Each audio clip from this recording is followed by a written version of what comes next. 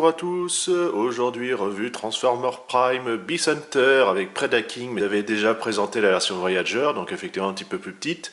Celle-ci est plus grande, avec un peu plus de détails, mais aussi un petit peu plus grossière, on va voir ça un peu plus près ensuite. On a toujours la boîte avec la vitre, le personnage sur le côté, derrière on a ainsi voilà, le mode alternatif et le robot. On voit que cette fois-ci il n'est pas tricéphale, il n'a plus qu'une seule tête. Par contre, il va gagner des missiles au niveau des ailes. On va enfin avoir comme ça le pourtour des ailes noir et non pas simplement entièrement orange comme tout simplement la voilure. On note ici également disponible, c'est-à-dire Optimus. Je ne suis pas super fan.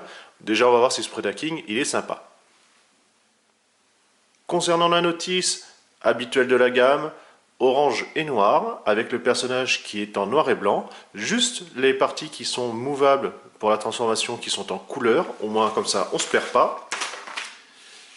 Derrière, ainsi on est pour le mode alternatif, on voit les différents gimmicks, que ce soit le lancer de missile, mais également qu'il a une fonction lumière, c'est pour ça que ça vous demande d'enlever les ailes, de dévisser le dos pour pouvoir mettre deux piles, bien sûr non fournies. Alors Pepper est quand même assez grand, comme vous pouvez le voir, il a une sacrée envergure. Les ailes en fait, comme elles sont clipsables, voilà, ça se détache un petit peu puisque c'est, je vais vous montrer le système de pincement avec un système cannelé qui permet comme ça en fait quand c'est clipsé, alors déjà les piles se cachent ici et après voilà, ça bouge sur cran, bon ça c'est déjà pas mal, l'articulation ici sur cran également. Encore un cran. Bon, les missiles ici, vous pouvez, type arbalète, les mettre ou non. On note derrière, hop, puisque ça va être présenté en mode robot, le logo, tout simplement Predacon. On a toujours les inscriptions cybertroniennes, alors donc elles ne sont pas sur l'extérieur, mais dans l'intérieur des ailes. Les missiles, eh ben c'est pas trop pire. Bon voilà, ça pourrait être 100 fois mieux, ça on a l'habitude à l'heure d'aujourd'hui. Mais voilà, c'est pas trop mou. Bon, alors malheureusement un peu plein de vis, hein, ça c'est sûr. Le système d'éjection. L'arbalète, bon, certes le missile un petit peu grossier. L'arbalète, voilà, passe encore. On va lui remettre dessus, comme cela. La fonction gimmick, justement, en fait, c'est quand vous allez avancer le coup. Voilà, la lumière s'active également au niveau de l'œil. Et au niveau mécanique pur et dur, il va ouvrir la gueule. Voici notre ami, donc comme vous pouvez voir il est assez massif. Alors la présentation là, que je vous ai fait juste avant, c'était comme il sortait de la boîte, donc forcément il y a 2-3 petites modifications à faire derrière. Vous avez en fait les pattes arrière qui sont voilà, beaucoup plus ramassées et beaucoup moins mouvables. Vous les avez ici. Enfin, vous pouvez voir en fait il va faire que ça. Et donc effectivement le beau joint quand je vous parlais qui est très limité ici malheureusement. En fait, le système, c'est que vous avez la charnière ici, on va voir comme cela, qui était tournée, voilà, entièrement, on va dire plus en mode robot. Et là, comme ça, on ramène derrière. Alors, comme ça, vous pouvez voir, ainsi comme il était présenté dans la boîte. Personnellement, je préfère que ça lui permet d'avoir quelque chose d'un petit peu plus longiligne et un peu plus resserré, et surtout avec un meilleur placement au niveau des mouvements. Ou sinon avec la patte voilà, qui sort sur le côté, mais par contre qui va être comme ça voilà, beaucoup plus massif, même je dirais carrément pâteau. En plus vous voyez il a un gros problème de longueur de patte. C'est voilà, donc transformation normalement officielle, et au final celle pour une fois sortie de la boîte où c'était fait à l'arrache, et ben c'est pas plus mal. Dans les mouvements on va continuer, du ratchet ici vous l'entendez. À nouveau là, bon la rotation, encore notre petit ratchet. Ici, puisque c'est la main, voilà un ball joint. Pour la partie bassin, voilà, on l'entend ici. Rotation, un bon gros ratchet ici. Alors le ball joint ici par contre est assez limité, bon tourné, parce que en fait vous avez vraiment ces parties là qui gênent le mouvement, c'est un petit peu dommage. Et concernant la queue, bon au moins haut et bas, puisque en fait c'est tout simplement cette partie là, la charnière dans le dos, qui sert de mouvement. Pour les griffounettes, forcément voilà, vous pouvez les resserrer puisque c'est ça qui va lui servir demain par la suite. Voilà, la gueule est quand même assez bien représentée, comme ça avec les dents de couleur qui permettent comme ça un petit peu de ressortir. Bon, C'est aussi, comme je vous dis, grossier mais également détaillé. C'est vrai que c'est un petit peu le jour et la nuit. On a la partie du dos qui est vraiment mastoc et puis un petit peu voilà ouverte. C'est pas super esthétique. Et là on se retrouve voilà avec une tête et un cou bien détaillés. Les ailes c'est un peu pareil. On va avoir les arbalètes. Bah, voilà, on peut même les enlever, ça fait même un petit peu mieux. Qui font un peu lourd. Et par contre on reste, voilà, on a tout le détail. Donc c'est vraiment agréable. Toute la voilure. Pour les épaules, donc on retrouve voilà, le même aspect, des espèces de pointes bien dures, plastique également dur. Ici vous avez un dégradé comme vous pouvez voir de noir pour arriver sur du silver avec une petite inscription silvertronienne. On en retrouve également sur les pattes avant. Ça sera le mode robot, mais vous pouvez déjà voir que vous avez le dégradé comme cette peinture jaune, vert du orange. C'est assez joli, pourtant c'est un Hasbro. Il y a un petit effort quand même. Bon, après là, effectivement, les jambes sont plus mastoc, un petit peu moins bien finies.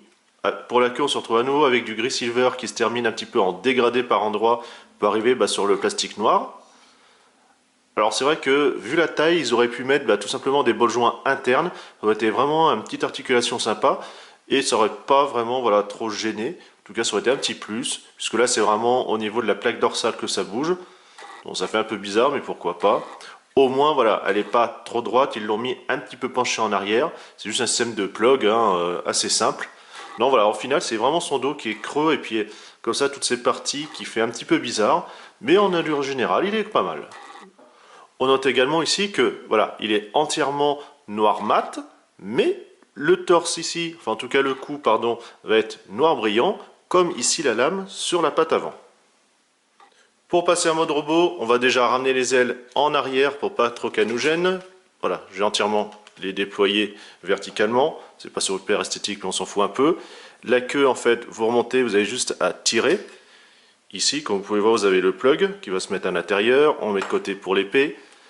L'articulation, comme cela, voilà. Hop. Vous remettez tout droit et vous tirez. Et on verrouille, parce que vous avez le clips à l'intérieur. Voilà, vous le voyez ici. Voilà, clac, il est verrouillé. On va rabattre cela. On va le mettre tout droit. Les épaules, en fait. Alors déjà, voilà, vous avez les pans ici qui permettaient voilà, un petit peu de cacher, pas trop gêner. On va déployer. La pointe ici, pareil. On met complètement à l'extérieur. La main, en fait, vous avez juste à la refermer. Ainsi. Pareil de l'autre côté. On met l'épaule correctement. On déploie la pointe. Alors par contre, elle n'est pas clipsée, vous avez un pseudo-cran voilà, qui n'est pas terrible. On referme.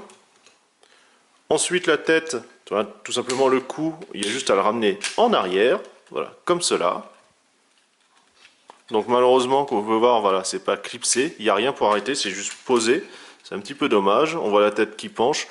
Il aurait fallu, voilà, ça aurait été bien de pouvoir la replier à l'intérieur. Mais du fait que vous avez le système voilà, qui s'actionne, forcément on ne peut pas à cause de ce gimmick là. Pareil les ailes, on ne va pas pouvoir les remonter ici, vous avez que là pour pouvoir les replier. Bon, c'est déjà ça. Donc voilà, je les ramène un petit peu pour qu'ils prennent moins de place. Je vais enlever également les arbalètes, puisqu'on va pouvoir les mettre dans la main. Au niveau de la tête, il y a juste une rotation à faire. Et on s'arrête là. Les armes, vous allez avoir plusieurs possibilités, soit ici, puisqu'au niveau de la main vous avez le picot. Donc voilà, on peut placer comme ça, et même une de chaque côté si on a envie de jouer. Mais également ici, carrément sur le bras.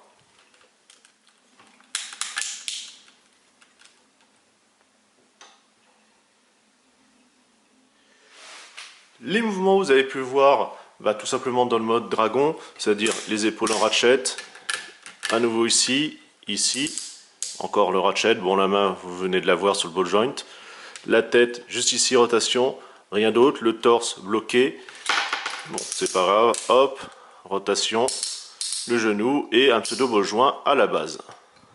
Alors ce qui est dommage, c'est effectivement de ne pas pouvoir faire une rotation, tout simplement parce que ça, voilà, tout ce qui tape dessus, au moins ça lui permet d'avoir un grand talon, d'avoir à peu près de la stabilité, parce que du fait du backpack, malheureusement, que ce soit la tête ou les ailes, il a tendance comme ça un petit peu partir en arrière, c'est un petit peu dommage.